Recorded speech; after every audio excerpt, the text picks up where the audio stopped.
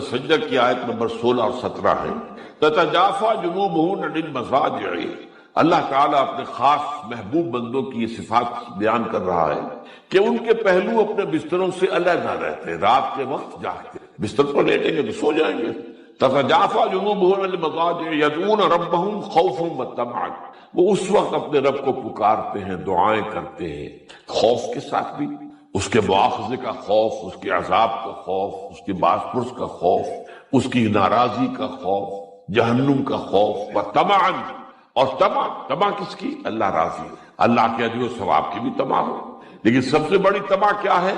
اللہ مجھ سے راضی ہو۔ اس لیے سب سے اونچا مقام یہی ہے، رضی اللہ عنہم ورضوا عنہ، اللہ ان سے راضی ہو گیا، وہ اللہ سے راضی ہو گئے۔ یہ باہمی رضا ہے، بندہ اپنے رب سے راضی رہے، وہ ہے کہ تسلیم و رضا، جو بھی دنیا میں آ رہا ہے اس پر شکوہ، اللہ کا شکوہ زبان پر جو بھی آ رہا ہے یہ میرے رب کی طرف سے، وہ میرا مولا ہے، آقا ہے، دوست ہے، میرا خیر خواہ ہے، اسے معلوم ہے کہ اس شر کے پیچھے کون سا خیر آ رہا ہے، مجھے کیا پتا، مجھے تو شر نظر آ رہا ہے، خیر تو نظر نہیں آ رہا۔ اس لیے فرمایا گیا کہ ہو سکتا ہے عسیٰ ان تکرہوا شیئا وہو خیر لکم وعسیٰ ان تحبوا شیئا وہو شر لکم واللہ یعلم وانتم لا تعلمون۔ ہو سکتا ہے تمہیں کوئی چیز بری لگے حالانکہ اسی میں تمہارا خیر ہے، عین ممکن ہے تمہیں کوئی چیز اچھی لگتی ہو حالانکہ اس میں تمہارے لیے شر ہے۔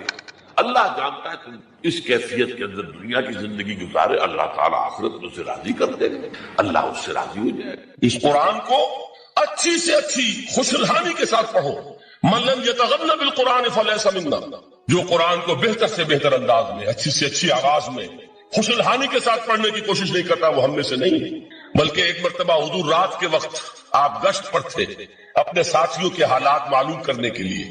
حضرت ابو موسیٰ اشعری رضی اللہ تعالیٰ عنہ ایک صحابی ہیں، ان کے گھر کے پاس سے گزر ہوا، وہ رات کو تہجد پڑھ رہے تھے، کھڑے ہوئے کیف کے عالم میں قرآن تلاوت کر رہے ہیں۔ حضور کو بہت پسند آئی ان کی قرات، کافی دیر تک وہاں کھڑے سنتے رہے۔ اب انہیں کیا پتا کون سن رہا ہے، بالکل اسی طرح سمجھ لیجئے ایک بات یاد آئی ہے، حضور فرماتے ہیں کہ جس طرح کان لگا کر اللہ قرآن کو سنتا ہے کسی چیز کو نہیں سنتا۔ ہمیں نظر نہیں آتا نا، ہمیں معلوم نہیں ہے، ہم قرآن پڑھ رہے ہیں تو سننے والا کون ہے؟ سب سے زیادہ کان لگا کر خود اللہ۔ یہاں اس لیے مجھے یاد آیا کہ ابو موسیٰ اشعری کو کیا پتا تھا کہ کون سن رہا ہے، وہ اپنی کیفیت میں نماز میں تہجد میں قرآن کی تلاوت کر رہے تھے، اور ظاہر بات ہے ان کے گھر ایکڑوں میں بنے ہوئے نہیں تھے، ایک ایک کمرہ، ایک ایک کوئی حجرہ، ایسے ہی تو گھر تھے نا صحابہ کے، لہذا حضور پاس سے گزرے، آواز آئی، کافی دیر سنتے رہے۔ اس کے بعد آپ تشریف لے گئے، صبح فجر میں ملاقات ہوئی تو حضور نے تحسین کے انداز میں فرمایا، یا ابا موسیٰ انک قد اوتیت مزمارا من مزامیر آل داؤد، اے ابو موسیٰ تمہیں تو آل داؤد کے سازوں میں سے ایک ساز اللہ نے عطا فرما دیا ہے۔ جس طرح حضرت داؤد لہن داؤدی مشہور ہے کہ جب وہ پچھلے پہر رات کو حمد کے ترانے الاپتے تھے، قرآن میں ہے کہ پرندے شامل ہو جاتے تھے ساتھ، اور پہاڑ وجد میں آتے تھے، پہاڑ بھی ان کے ساتھ شریک ہوتے تھے۔ تو جس طرح کا اللہ نے ان کو لہن عطا فرمایا تھا، حضور نے تحسین کے انداز میں فرمایا ہے ابو موسیٰ اشعری اللہ نے تمہیں بھی آل داؤد کے سازوں میں سے ایک ساز عطا فرمایا۔ بہرحال قرآن مجید کا جو یہ میوزک ہے، قرآن کے الفاظ کا جو حسن ہے، جہاں تک حسن معنوی ہے وہ تو ہر لفظ میں ہے، لیکن یہ حسن ظاہری، حسن صوتی، حسن لفظی، یہ اپنے کلائمیکس پر آپ کو نظر آئے گا سورہ رحمان میں۔ لیکن قرآن میں یہ سورت اس اعتبار سے بھی ممتاز ہے، اس کی 4 آیات پر ذرا توجہ کریں گے، عجیب حقائق سامنے آئے ہیں۔ جہاں یہ قرآن مجید کے حسن صوت اور حسن لفظی کی معراج ہے، وہیں اس کی پہلی 4 آیات میں 4 چوٹی کی چیزوں کا ذکر ہے، سب سے اونچی چیز ہے۔ پہلی آیت کیا ہے؟ الرحمن، ایک آیت ہو گئی۔ رحمان کیا ہے؟ اللہ کا نام ہے۔ کبھی آپ نے غور کیا اللہ کے ناموں میں سب سے پیارا نام کون سا ہوگا؟ رحمان۔ کیوں؟ اس کا مادہ کیا ہے؟ رحمت۔ ہمیں سب سے بڑھ کر جس چیز کی ضرورت ہے وہ کیا ہے؟ رحمت خداوندی۔ نام اچھی طرح سن لیجئے اس حضور کے قول کو۔ حضور فرماتے کوئی شخص جنت میں مجرد اپنے عمل کی بنیاد پر داخل نہیں ہو سکے گا جب تک کہ رحمت خداوندی دستگیری نہ کرے۔ کسی صحابی نے بڑی ہمت اور جرأت کا ثبوت دیا کہ پوچھ لیا کیا حضور آپ بھی؟ جب آپ نے فرمایا کوئی شخص داخل نہیں ہو سکتا جنت میں محض اپنے عمل کی بنیاد پر جب تک کہ رحمت خداوندی جو ہے وہ دستگیری نہ فرمائے۔ پوچھا گیا کیا آپ بھی؟ آپ نے فرمایا ہاں میں بھی۔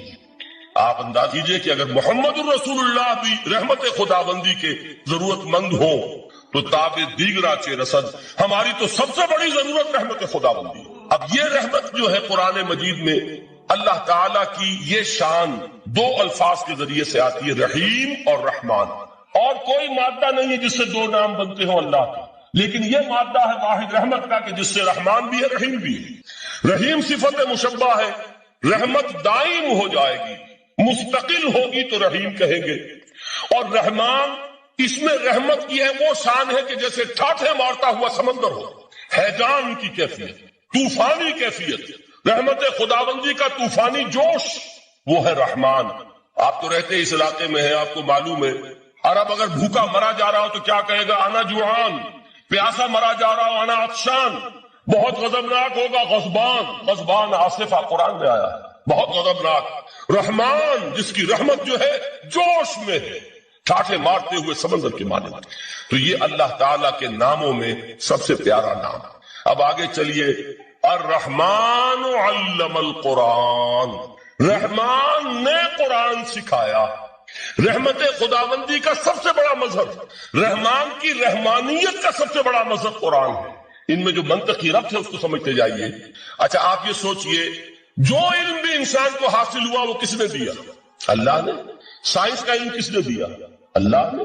علم آدم الاسماء کلہا، وہ علم الاسماء جو حضرت آدم کو دے دیا گیا تھا ازل میں، یہ اسی کا ظہور ہے، یہ اسی کی ایکسفولیشن ہے جو ہو رہی ہے اور ہوتی رہے گی ابھی۔ اور دوسرے علم ہے وہ کس نے دی؟ اللہ نے دی۔ لا یحیطون بشیء من علمہ الا بما شاء، مخلوق میں سے کوئی اللہ کے علم میں سے کسی شے کا احاطہ نہیں کر سکتا مگر وہ جتنا اللہ دینا چاہے۔ لیکن یہ کہ تمام علوم میں چوٹی کا علم قرآن، نوٹ کرتے جائیے، چوٹی کی چیزیں جمع کیجیے۔ اللہ کے ناموں میں چوٹی کا نام رحمان، اللہ نے جو کچھ انسان کو سکھایا اس میں چوٹی کا علم قرآن۔ خلق الانسان، انسان کو پیدا فرمایا۔ سوال یہ کہ حیوانات کو کس نے پیدا فرمایا؟ آسمان کس نے پیدا کی؟ زمین کس نے پیدا کی؟ فرشتے کس نے پیدا کیے؟ کیا مطلب خلق الانسان؟ اس کی تمام مخلوقات میں اس کا کلائمیکس، اس کی تخلیق کی معراج، اس کے تخلیق کا نقطہ عروج انسان ہے۔ یہ ہے کہ جو مسجود ملائک بنا ہے۔ وَلَقَدْ كَرَّمْنَا بَنِي آدَمَ وَحَمَلْنَاهُمْ فِي الْبَرِّ وَالْبَحْرِ وَرَزَقْنَاهُمْ مِنَ الطَّيِّبَاتِ وَفَضَّلْنَاهُمْ عَلَى كَثِيرٍ مِّمَّنْ خَلَقْنَا تَفْضِيلًا۔ تو تخلیق میں سب سے اونچی تخلیق انسان کی، علموں میں سب سے اونچا علم قرآن کا، اللہ کے ناموں میں سب سے اونچا نام رحمان۔ کہ وہ ذات باری تعالیٰ سے جدا ہے، یہ بھی نہیں کہہ سکتے کہ اس کی ذات کا جزو لا ينفک۔ کچھ اسی طرح کا تعلق ہے قرآن مجید کا ذات باری تعالیٰ کے ساتھ، لیکن یہ مسئلہ قرآن مجید میں خود بیان ہوا، اور سورہ حشر کی آیت میں تو یہ فرمایا گیا، اللہ تعالیٰ نے اپنے اس کلام کی عظمت کو یوں بیان کی، وہ عظمت کما ہیا، جیسے کہ وہ فی الواقع ہے، اور جس کا کہ گویا کہ پورا ادراک ہمارے لیے اپنی بہت سی محدودیتوں کی وجہ سے ممکن نہیں، لیکن ایک تمثیل کے پیرائے میں سمجھایا، لو انزلنا ھذا القرآن علی جبل لرأیتہ خاشعا متصدعا من خشیۃ اللہ وتلک الامثال نضربها للناس لعلهم یتفکرون۔ اگر ہم نے اس قرآن کو کسی پہاڑ پر اتار دیا ہوتا تو تم دیکھتے کہ وہ دب جاتا اور پھٹ جاتا اللہ کے خوف سے۔ اور یہ مثالیں ہیں جو ہم لوگوں کے لیے بیان کرتے ہیں تاکہ وہ غور کریں، تدبر کریں، سمجھیں۔ ما لا یدرک کلہ لا یدرک کلہ، اگرچہ بتمام و کمال عظمت قرآن کا فہم ان کے لیے ممکن نہیں ہے، لیکن کسی درجے میں تو کچھ انعکاس اس کا ہو جائے، کچھ اندازہ ہو جائے، انسان اپنی ذہنی سطح کے اعتبار سے، اس کی مناسبت سے کسی درجے میں عظمت قرآن کا اندازہ کر لے تو اللہ تعالیٰ کے ان الفاظ کو سامنے رکھے کہ لو انزلنا هذا القرآن على جبل لرأيته خاشعا متصدعا من خشیۃ اللہ۔ اب اس آیت کو سمجھنے کے لیے سورہ اعراف کی آیت نمبر 143 کو سمجھنا ہوگا، اسی اصول کے تحت کہ القرآن یفسر بعضہ بعضا، قرآن کا ایک حصہ دوسرے حصے کی تشریح کرتا ہے۔ وہاں یہ واقعہ بیان ہوا ہے کہ حضرت موسیٰ علیہ السلام کو جب اللہ تعالیٰ نے کوہ طور پر طلب فرمایا 30 راتوں کے لیے، جس میں بعد میں 10 کا اضافہ کر کے وہ ایک 40 رات کا ایک کورس بنا، دن رات۔ اس موقع پر جو مخاطبہ الہی، مکالمہ الہی سے مشرف ہوئے حضرت موسیٰ علیہ السلام، تو ان کی آتش شوق بھڑک گئی اور انہوں نے بڑی جرأت کر کے یہ درخواست کر دی، رب ارنی انظر الیک، پروردگار مجھے اپنا دیدار بھی عطا کر، مجھے موقع عنایت فرما، میں تجھے دیکھ سکوں۔ یہ ان کی وہ آتش شوق کا مسئلہ، لیکن جواب کیا ملا؟ لن ترانی، تو مجھے ہرگز نہیں دیکھ سکتے، ولکن انظر الی الجبل فإن استقر مکانہ فسوف ترانی۔ لیکن ظاہر بات ہے کہ حضرت موسیٰ علیہ السلام کو بات سمجھانے کے لیے کچھ مشاہدہ بھی کرانا تھا۔ فرمایا تم مجھے نہیں دیکھ سکتے، البتہ اس سامنے کے پہاڑ پر نگاہ جماؤ، ہم اس پر اپنی ایک تجلی ڈالیں گے۔ یہ اگلی الفاظ کے اندر وضاحت ہے، میں یہاں پہلے سے بیان کر رہا ہوں سمجھانے کے لیے۔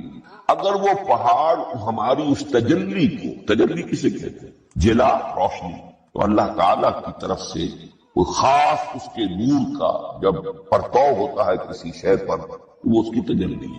ہم اپنی ایک تجلی اس پہاڑ پر ڈالیں گے، اگر وہ اس کو جھیل جائے، اپنی جگہ کھڑا رہ جائے، تو تم سمجھنا کہ شاید تم بھی ہمیں دیکھ سکتے۔ فلما تجلی ربہ للجبل، اب یہاں وہ لفظ آ گیا، جب اللہ نے تجلی اپنی پہاڑ پر ڈالی، جعلہ دکا وخر موسیٰ صعقا، وہ پہاڑ ریزہ ریزہ اور حضرت موسیٰ بے ہوش ہو کر گر۔ اب یہ بے ہوش ہو کر گر جانا، جبکہ وہ تجلی براہ راست بھی نہیں، بالواسطہ ہے۔ مشاہدہ جو کر رہے حضرت موسیٰ وہ بالواسطہ ہے، تجلی پہاڑ پر، لیکن یہ کہ اس کا بھی بالواسطہ اس کا جو ہوا ہے، اس کی جو تاثیر ہوئی حضرت موسیٰ علیہ السلام پر کہ وہ اس کی تاب نہ لا سکے اور بے ہوش ہو۔ یہاں سے یہ بات سمجھ میں آتی کہ یہ تجلی یہ ذات باری تعالیٰ تھی جس نے کوہ طور کو جلا کر بھسم کر دیا یا ٹکڑے ٹکڑے کر دیا، ریزہ ریزہ کر۔ اب ذات الہی کے ساتھ جو تعلق ہے کلام الہی کا، اور یہ صفت جو لا عین ولا غیر کے درجے میں ہے ذات کے ساتھ۔ حکیم نے بھی سورہ آل عمران کے آخری رکوع میں ذکر کو سب سے پہلے اور سب سے اہم عامل کی حیثیت سے شمار کیا۔ چنانچہ اس کی پہلی آیت جو ہے سورہ آل عمران کے آخری رکوع کی، اس میں تو وہی مضمون جو میں بیان کر چکا وہ آیا ہے، ان فی خلق السماوات والارض واختلاف اللیل والنہار لآیات لأولی الالباب، یقیناً آسمانوں اور زمین کی تخلیق میں اور دن اور رات کے الٹ پھیر میں نشانیاں ہیں ہوش مندوں کی۔ ان کے ذریعے سے انسانی شعور کے اندر وہ معرفت رب اجاگر ہوگی۔ وہ پہلا مرحلہ اس نے طے کر لیا، وہ ڈورمنٹ معرفت اب ایکٹیویٹ ہو گئی۔ اب مزید فکر کا مرحلہ ہے جو اگلی آیت میں آیا ہے، الذین یذکرون اللہ قیاما وقعودا وعلی جنوبہم وَيَتَفَكَّرُونَ فِي خَلْقِ السَّمَاوَاتِ وَالْأَرْضِ رَبَّنَا مَا خَلَقْتَ هَذَا بَاطِلًا سُبْحَانَكَ فَقِنَا عَذَابَ النَّارِ، یعنی تفکر جو ہے وَيَتَفَكَّرُونَ فِي خَلْقِ السَّمَاوَاتِ وَالْأَرْضِ، وہ تفکر کرتے ہیں، غور و فکر کرتے ہیں آسمان اور زمین کی تخلیق میں، لیکن اس تفکر کے ساتھ لازماً ذکر، اور ذکر مدام، ذکر بھی وہ کہ جو مستقل ہو، ہر حالت میں ہو۔ الذین یذکرون اللہ قیاما وقعودا وعلی جنوبہم، وہ لوگ کہ جو اللہ کو یاد رکھتے ہیں، اللہ کا ذکر کرتے ہیں، کھڑے ہوئے بھی، بیٹھے ہوئے بھی، اور اپنے پہلوؤں کے بل یعنی لیٹے ہوئے بھی۔ اب ان تین کے سوا تو کوئی پوزیشن انسان کی نہیں ہے، اسی کا نام ہے دوام ذکر۔ اور اس کے ساتھ اگر وہ تفکر کرتے ہیں تو ان کا فکر اگلی منزل تک پہنچتا ہے۔ تو پہلی شے تھی فکر انسانی کی صحیح رخ پر مزید پیش قدمی اور پیش رفت، اور اس کے لیے لازم ہے ذکر و فکر کا امتزاج۔ دوسری چیز کو لیجئے عمل کی درستی۔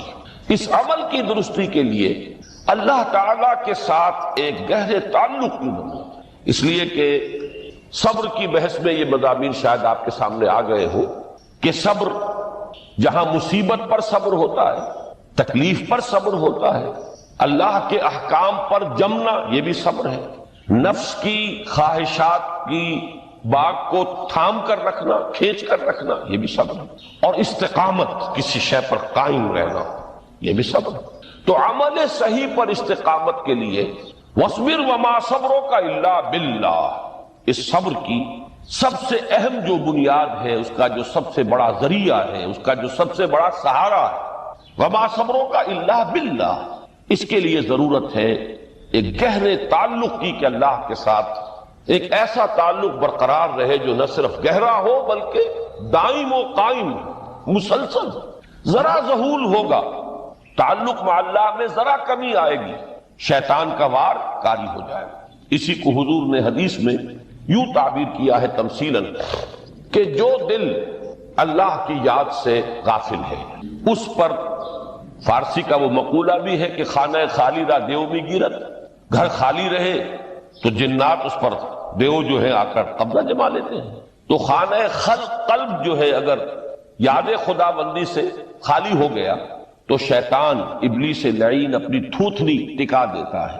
یہ لفظ آتا ہے سور کے منہ کے لیے تھوتنی، جس طرح اس کا نکلا ہوا سا منہ ہوتا ہے آگے، تو یہ لفظ استعمال کیا گیا کہ وہ اپنی تھوتنی انسان کے دل پر جما کر اور پھوکے مارنی شروع کر دیتا ہے. تو شیطان کو موقع ہی تب ملتا ہے جب انسان کے تعلق مع اللہ کے اندر کمی ہو، وہ خانہ بالکل خالی ہو گیا ہو یا اتنا ضعیف ہو گیا ہو کہ کل عدم ہو جائے، گویا کہ نہیں.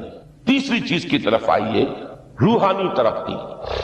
روحانی ترقی کے لیے میں ایک اصطلاح کے سامنے لا رہا ہوں. اس سے مراد کیا ہے؟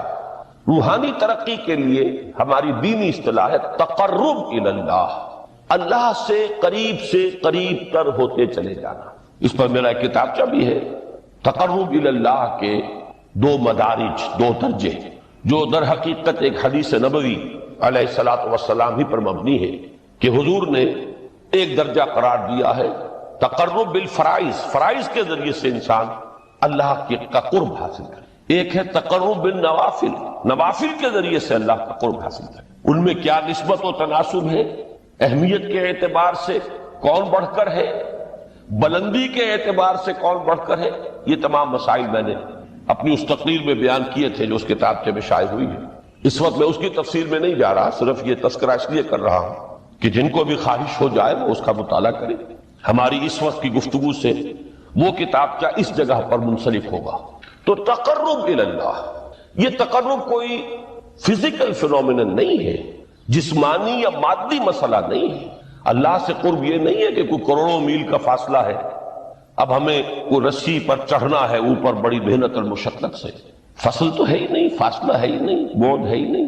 نحن اقرب الیہ من حبل الورید، ہم تو انسان سے اس کی شہرگ سے بھی زیادہ قریب. ہوا معکم اینما کنتم، وہ تو تمہارے ساتھ ہی ہوتا ہے جہاں کہیں بھی تم ہو. بس صرف یہ کہ تمہاری توجہ نہیں ہوتی، تم اور چیزوں میں مشغول و مصروف رہتے ہو، تم ہماری طرف دھیان ہی نہیں دیتے، تم ہماری طرف متوجہ ہی نہیں ہوتے. ہم تو مائل بے کرم ہے، کوئی سائل ہی نہیں، راہ دکھلائیں کسے رہنم منزل ہی نہیں. انسان جب متوجہ ہو جاتا ہے اور بڑھتا ہے، آگے پیش قدمی کرتا ہے روحانی اعتبار سے، تو یہ ہے در حقیقت تقرب الی اللہ، اور اسی کو ہم کہیں گے روحانی ترقی. اب ان 3 چیزوں کو اگر آپ نے ذہن میں جما لیا، پھر میری بات کی ترتیب اس کو ذہن میں قائم کیجئے. ہم چلے کہاں سے؟ کہ دین کے ساتھ اصل مناسبت فلسفے کی نہیں، حکمت کی. نمبر 2، حکمت قرآنی کا پہلا اور اہم ترین اور بنیادی مسئلہ معرفت رب کا حصول ہے.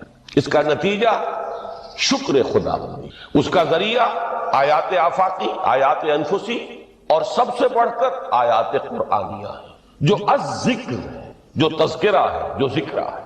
لیکن اس پہلے مرحلے کو اگر کوئی انسان بفضل ہی تعالی، اللہ کے فضل و کرم سے طے کر لے، اب اس کے سامنے 3 مسئلے. فکر کی مزید پیش رفت، مزید پیش قدمی صحیح رخ پر، اس کے لیے ذکر اور فکر دونوں کا امتزاج لازمی. فقر قرآن اختلاط ذکر و فکر.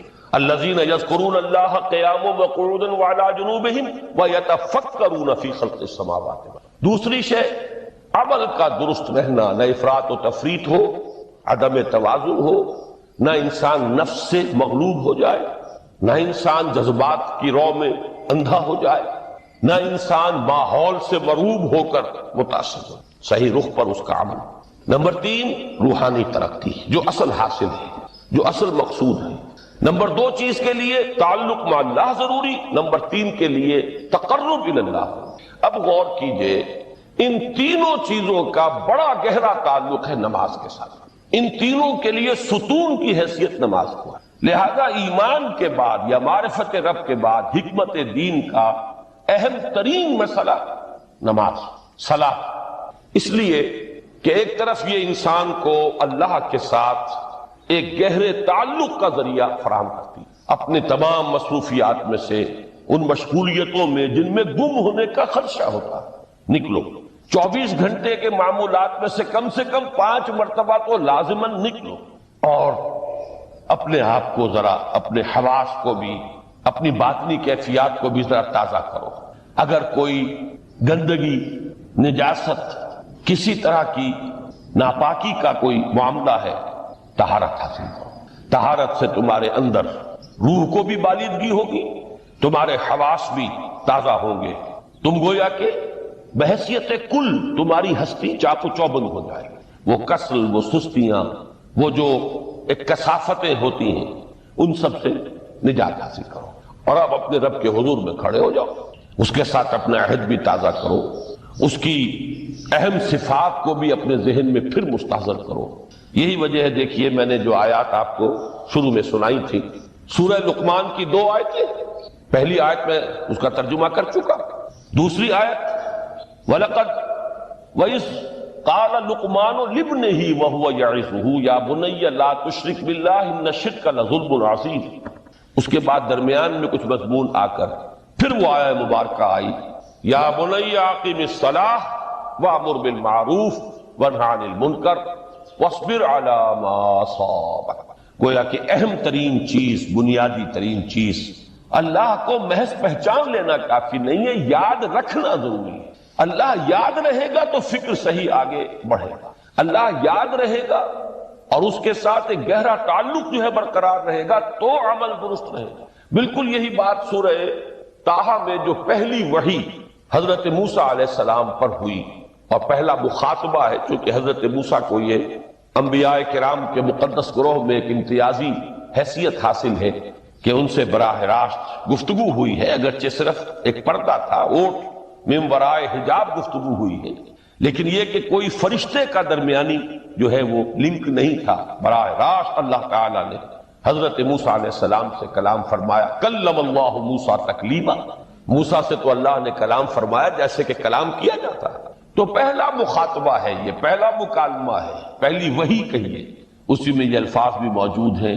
اننی انا اللہ لا الہ الا انا فاعبدنی واقم الصلاۃ لذکری۔ یہ گویا کہ حکمت قرآنی کا ایک بہت بڑا خزانہ ہے یہ آیت مبارکہ، کہ خود حضرت موسیٰ علیہ السلام کو جو ہدایت دی جا رہی ہے، میں ہوں، میں اللہ، اننی انا اللہ لا الہ الا انا، میرے سوا کوئی معبود نہیں، فاعبدنی، بس میری بندگی، میری عبادت، میری پرستش، میری محبت، اس کو اختیار کرو۔ وَأَقِمِ الصَّلَاةَ لِذِكْرِي، اور نماز کو قائم رکھو میری یاد کے لیے۔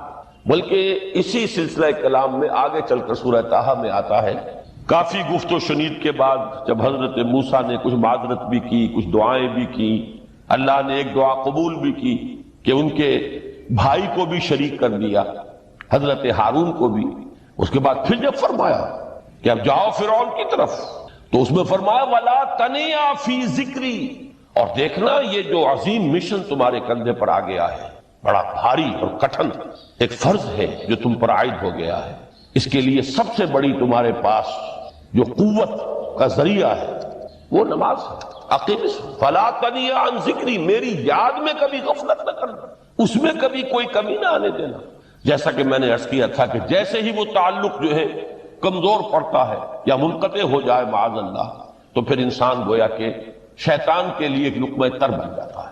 موت سے پہلے آدمی غم سے نجات پائے گی، ظاہر بات ہے جب تک زندگی ہے تو غم ہے، تو موت سے پہلے نجات نہیں مل سکتی۔ اگرچہ اس کے بعد کا اگلا مرحلہ جو ہے، جو حقیقت کو جاننے والے ہیں وہ تو جانتے ہیں کہ اس کے بعد تو غم کا اور بڑا کڑا مرحلہ آنے والا ہے۔ اب تو گھبرا کے یہ کہتے ہیں کہ مر جائیں گے، مر کے بھی چین نہ پایا تو کدھر جائے۔ اگر اللہ ہمیں معاف فرمائے، اپنی رحمت اور مغفرت سے ہمیں ڈھانپ لے، جیسے کہ حضور نے فرمایا اللہ یتغمدنی ربی برحمت، حضور نے فرمایا کہ کوئی انسان بھی محض اپنے اعمال کی بنیاد پر جنت میں نہیں داخل ہو سکے گا جب تک کہ رحمت خداوندی دستگیری نہ کرے۔ کسی صحابی نے بڑی ہمت کی، بڑے جرأت کا معاملہ کیا، پوچھ لیا کیا حضور آپ بھی ظاہر بات ہے آپ بھی انسان ہیں، آپ بھی بشر ہیں، قرآن مجید میں کہلوایا گیا ہے اور انما انا بشر مثلکم۔ تو اگر آپ کہتے ہیں کوئی انسان جنت میں داخل نہیں ہو سکے گا محض اپنے اعمال کی بنیاد پر جب تک کہ رحمت خداوندی دستگیری نہ کرے، تو کیا آپ بھی اس قاعدہ کلیہ میں شامل ہیں؟ آپ نے فرمایا ہاں میں بھی، الا ان یتغمدنی ربی برحمت، جب تک کہ میرا رب مجھے اپنی رحمت سے ڈھانپ نہیں لے گا میں بھی داخل۔ تو اس اعتبار سے اللہ تعالیٰ وہاں ہمیں بچا لے، لیکن جو وہاں نہیں بچایا گیا اب ظاہر بات ہے کہ اس کے لیے جو مصیبت ہے وہ تو پھر دائمی ہے، ابدی ہے، دکھ ہی دکھ۔ میں اس کی طرف زیادہ جانا نہیں چاہتا اس وقت، اصل میں میرا موضوع جو ہے وہ اس دنیا میں دکھوں کا علاج۔ اب اس اعتبار سے غور کیجئے، دکھ دو قسم قرآن مجید پر جتنا میں نے غور کیا، دکھ ایک تو وہ ہے کہ جو ناگہانی طور پر آ جاتے، اس میں ہماری کسی غلطی کو دخل نہیں ہے، وہ کوئی آفت سماوی ہے، کوئی زلزلہ آ گیا ہے۔ ابھی آپ کو معلوم ہے فوج جو قصبہ تھا گجرات اسٹیٹ کا انڈیا کا پورا ختم ہو گیا، اس میں بہت سے مسلمان، جب کوئی آفت سماوی آتی ہے تو وہ ظاہر بات ہے کہ پھر سب کے سب لوگ اس کی لپیٹ میں آ جاتے ہیں۔ زلزلہ آ گیا کہ کوئی اور طوفان آ جائے، جیسا کہ کئی مرتبہ آپ نے اخبارات میں پڑھا ہوگا، اس سال امریکہ میں بہت طوفان آئے ہیں، مشرقی ساحل پر بار بار طوفان آئے، وہاں بھی لوگ مرتے ہیں، وہاں بھی چھتیں اڑ جاتی ہیں، وہاں بھی تباہی جو ہے آتی ہے۔ تو اس حوالے سے ایک تو ہے وہ ناگہانی آفات، آفت عرضی ہو یا آفت سماوی ہو، زلزلہ ہے یا آفت عرضی ہے، طوفان آ گیا ہے، کوئی سائیکلون آ گیا یا آفت سماوی ہے، یا کوئی آسمان سے بڑا سا پتھر آ جائے۔ آپ کبھی کبھی اخبارات میں پڑھتے ہوں گے کہ ایک بڑی چٹان پاس سے گزر گئی، بہت بڑی خلائی چٹان جو ہے زمین کے قریب سے ہو کر گزر گئی، زمین بچ گئی، ورنہ اگر وہ زمین سے ٹکرا جاتی تو نہ معلوم کتنا بڑا یہاں پر تباہی کا معاملہ، بڑے بڑے جو ہے شہاب گرتے رہے زمین کے اوپر، بڑی بڑی تباہیاں آتی رہی بازی۔ تو ایک تو یہ ہے، اور ان میں بھی دقت کیجیے، یہ ناگہانی تکلیف، ناگہانی مصیبت،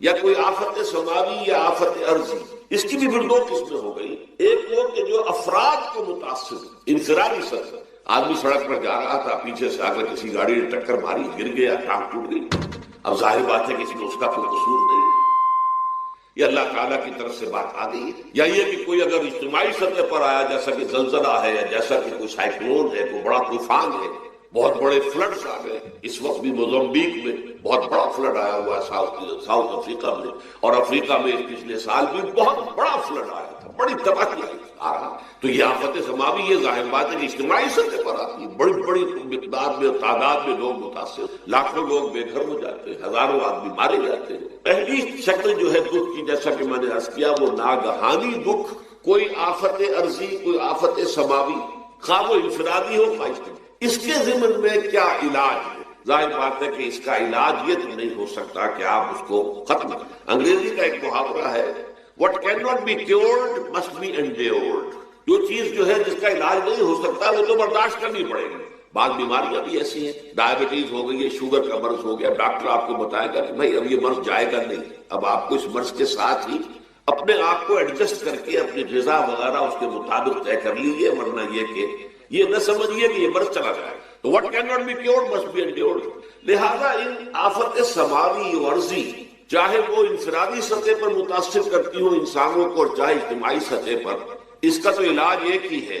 عربی میں بھی ایک محاورہ یہ ہے کہ کسی نے پوچھا تھا کہ بچھو کے کانٹے کا کیا علاج ہے؟ البکاء الی الصباح، رات کو اگر کاٹا ہے کسی بچھو نے تو روتے رہو صبح تک، یہ علاج ہے، اس کا اور کوئی علاج ہے ہی نہیں۔ تو جو چیز لا علاج ہے اسے برداشت، گویا کہ یہاں جو اصل شے ہوگی کہ دنیاوی آفات، عرضی و سماوی آفات، ناگہانی آفات، ناگہانی مصیبت، ان کے ضمن میں ہمیں ایسی شے کی ضرورت ہے جو ہمارے اندر برداشت، اس کو جھیلنا آسان بنا، ہم اس کی وجہ سے بجھ کر نہ رہ جائیں، ہماری ہمتیں جواب نہ دے جائیں، ہمارا ارادہ ختم نہ ہو جائے، ہمارا حوصلہ پست نہ ہو جائے، بلکہ برداشت، جھیلنا ہو، تحمل۔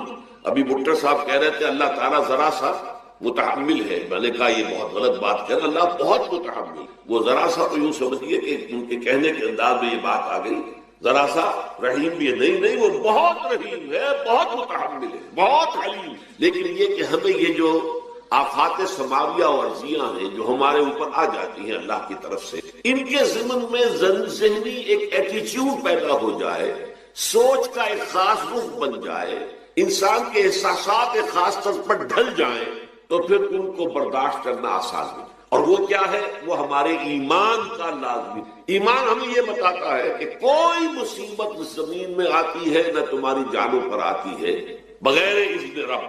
جو کچھ آ رہا ہے اللہ تعالیٰ کے فیصلے سے آیا ہے. یہ کوئی اندھا بہرا مادہ نہیں ہے، یہ کوئی اندھا بھینسا نہیں ہے کہ اس نے آ کے آپ کو ٹکر مار دی ہے. نہیں، یہ تو سمیع و بصیر، علیم و خبیر اللہ اور حکیم اور قدیر اللہ کا فیصلہ. لہذا یہ من جانب اللہ ہے، اس کو تم سمجھو یہ اللہ تعالیٰ کی طرف سے ہے.